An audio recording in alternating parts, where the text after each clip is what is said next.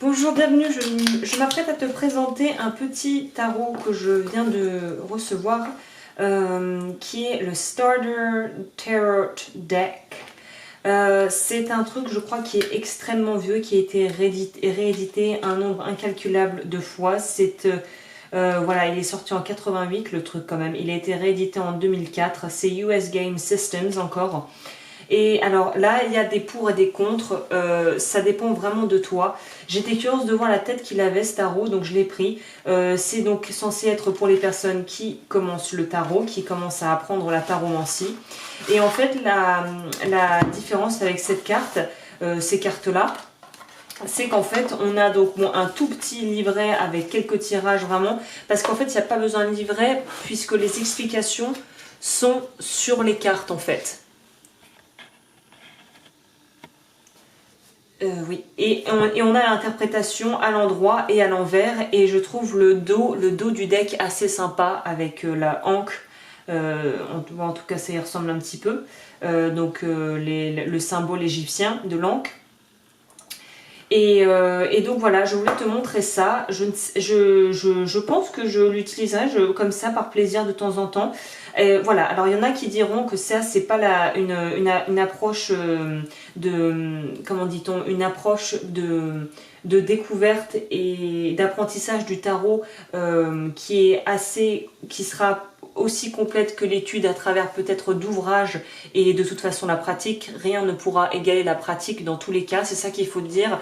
Les personnes qui voudraient commencer à s'intéresser à cette forme d'outil qui pour moi est l'outil de l'intuition, il faut savoir que c'est bien d'avoir des bases, mais il faut que tu te lances, et de toute façon c'est qu'en pratiquant que tu vas affûter ton intuition et que tu vas pouvoir, parfois les cartes te diront quelque chose mais ton ressenti t'enverra vers autre chose, et généralement il vaut mieux écouter le ressenti.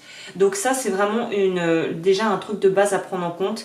Après il est non négligeable d'étudier peut-être aussi certains ouvrages. Moi j'en ai, je ferai peut-être une vidéo là-dessus un peu plus tard, parce que j'ai étudié dans mon coin pendant un petit moment quand même, mais je m'estime encore être assez, bon pas novice, mais j'ai encore beaucoup à apprendre. Et donc voilà, je voulais te présenter ça, et ça sera une vidéo qui attirera peut-être plus des personnes qui veulent débuter. Donc cela étant dit, voilà comment ça se présente.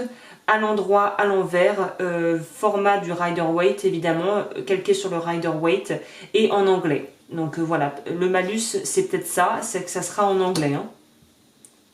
Les photos, bon, 80s à mort, on voit que là on s'est pas trop foulé au niveau de ça, tout est fait au crayon de couleur, donc c'est vraiment une approche niveau graphisme qui fait pas rêver, mais il n'en reste pas moins que les représentations qui en sont faites sont extrêmement claires.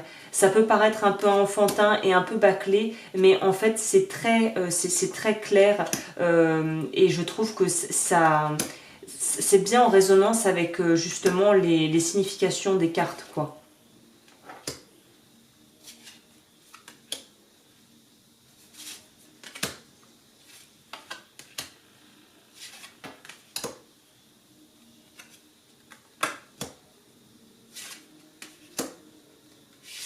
Après, il reste aussi ce fameux débat de est-ce qu'on lit les cartes à l'endroit et est-ce qu'on les interprète à l'envers également.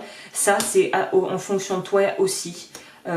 Tout dépendra de ta façon de travailler en fait, et de ce que tu développeras comme intuition. Est-ce que si elle sort à l'envers, ça veut dire ça, ou est-ce que ça veut dire autre chose, ou est-ce que ça veut dire qu'on est en train de sortir d'un blocage? Il y a plein d'options possibles.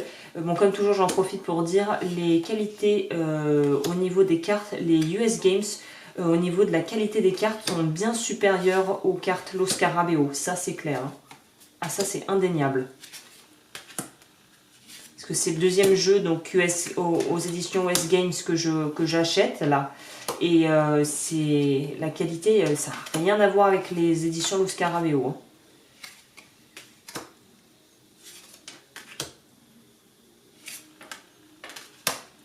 Et pour rebondir, pour revenir à ce que je disais au départ du fait d'avoir des mots-clés, les personnes qui sont entre guillemets contre ce genre de truc, c'est parce qu'en fait c'est trop sommaire.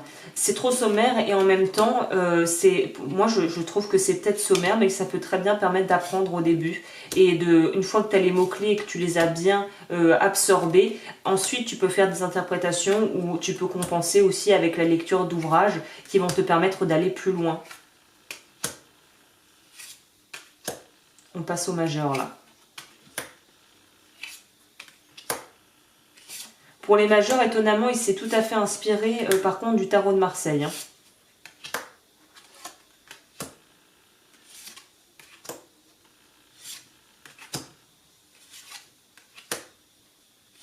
Par contre, il n'en reste pas moins qu'il a respecté le coloris des tarots de Marseille. Et quand on étudie un petit peu les arcanes majeures du tarot, on se rend compte que chaque couleur a une signification très particulière.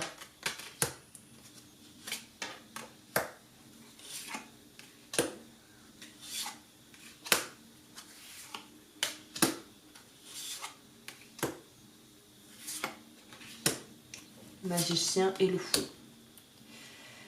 Donc voilà, c'était très rapide, je pense que j'ai pas grand chose de plus à ajouter. Je te mettrai le lien dans la description si tu souhaites te le procurer. Il a la taille standard d'un deck.